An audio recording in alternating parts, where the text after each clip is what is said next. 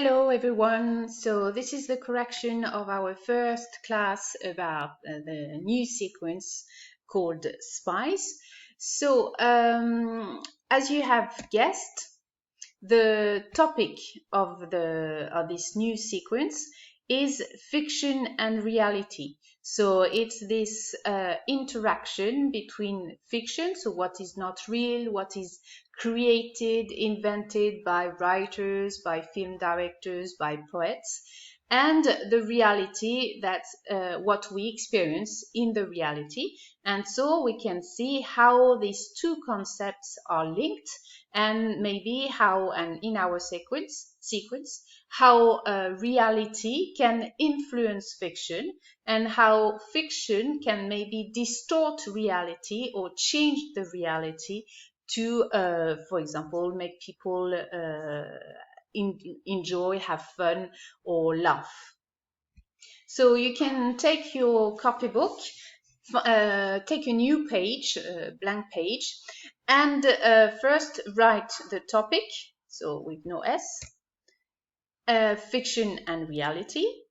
And you can see that here you've got fiction plural and reality singular, because there is only one reality and different fiction, because we can invent, anyone can invent our own fiction based on reality or not, inspired by reality or not, or distorting reality. The theme, so as we said, is the spies or a spy. So you can notice that a spy is with a Y, and if we talk about spies in the plural, it's the Y is transformed into an I. And so here's the definition that you need to write on your copybook, so I will explain. A spy is a person who is employed by one nation to secretly infiltrate another nation to collect and report classified information about the activities of another country or organization. So the new words in yellow, okay. Here the verb is employed by a person. Infiltrate, it's the action. The action collect and report, so you don't need to underline, this is a mistake. Classified information about the activities of another country or organization. So here you don't need to underline, this is a mistake from me. So this is the beginning of the lesson. So I ask you to classify the different photos of the different films where you can find spies. So you have indeed two different categories. So the first category, here we've got a James Bond with Daniel Craig, who is the third actor playing James Bond. Then in the same category, you've got Bourne with Matt Damon. You've got another James Bond with the first actor who played James Bond in film, Sean Connery. And this is it. So this category represents the classical spies, the traditional spies, or this idea of the myth of the spy, which are presented in a very serious way in the films. Then you've got another category, so the second category, and the second category is the opposite. It's a form of parody of the first version or of the first category. So a parody of the traditional spy, a parody of the classical spy that you found in the past or even today. And the parody is supposed to be funny. So here you've got Incognito, Kingsman. So here, it's both serious and funny, but the goal is really to parody in a clever way the traditional spies. Then you've got the French film OSS 117 and Johnny English, who is this film is the climax of the parody and the extreme of the parody, extremely funny and exaggerated. So you can write this form. So the two categories, the serious spies and the parody of the spies. So James Bond with the two actors, Sean Connery, Daniel Craig, Mission Impossible, I forgot to tell you, Jason Bourne, and then Kingsman, Johnny English, Incognito, and OSS 117. So you can write this. And then under, you've got to write the problem question, which is going to guide us during the whole sequence.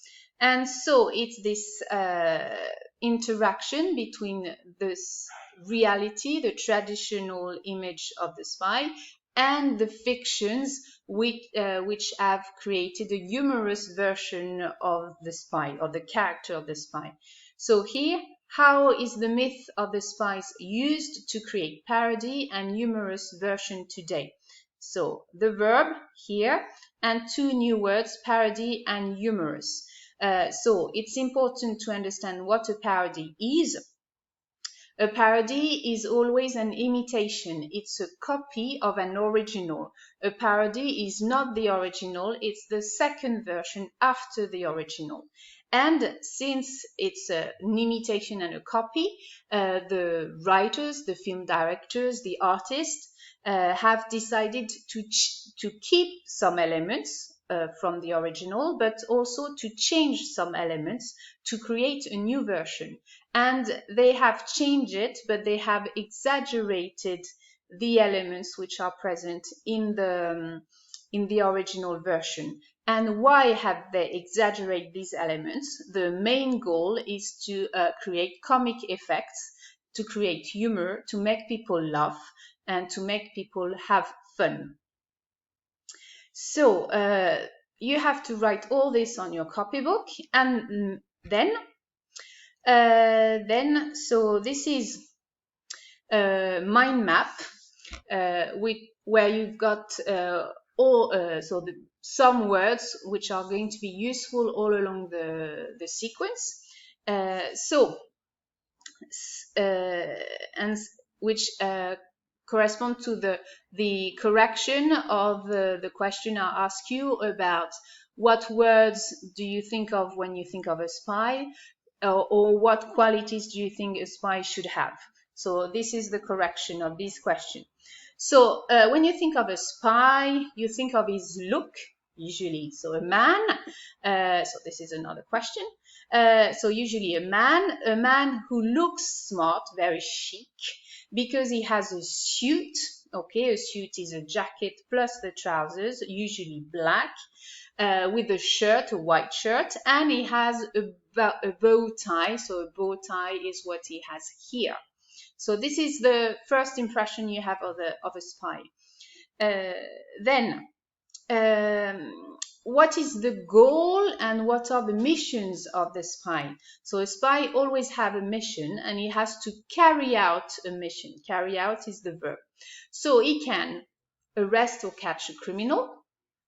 He has to infiltrate an organization, a nation, a country, the government, etc. He has to infiltrate another country to protect his own country and to save the people from a very dangerous threat. So he can also free a prisoner, so make the prisoner free, okay, and he can reveal a conspiracy from another government against his own government and his own nation, and he can prevent a danger, a threat. A threat is a synonym of danger, and prevent, it's this idea of stop. So be careful, it's not the same idea as in French. And the question I ask you about the quality, a spy should be courageous, and here you've got two other synonyms of courageous, to face all the obstacles and to fight against the enemy, to fight against criminals. He has to be discreet because he has to infiltrate and he mustn't be recognized. He has to be very intelligent and clever, to be discreet and to pretend to be somebody else. He has also to be charming to reach his goal. He has to be fast thinking and flexible because he needs to adapt to any type of situation, and often he has to take a very quick decision on a very specific moment. And he has to be self-confident, not to betray himself, and to play his role when he infiltrates.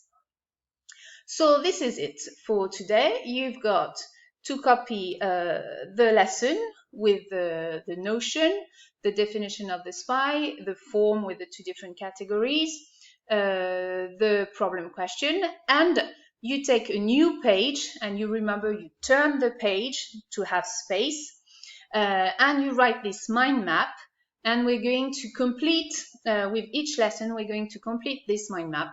So you need to have space for this. So this is it for today. I hope it's clear, and see you soon. Bye bye.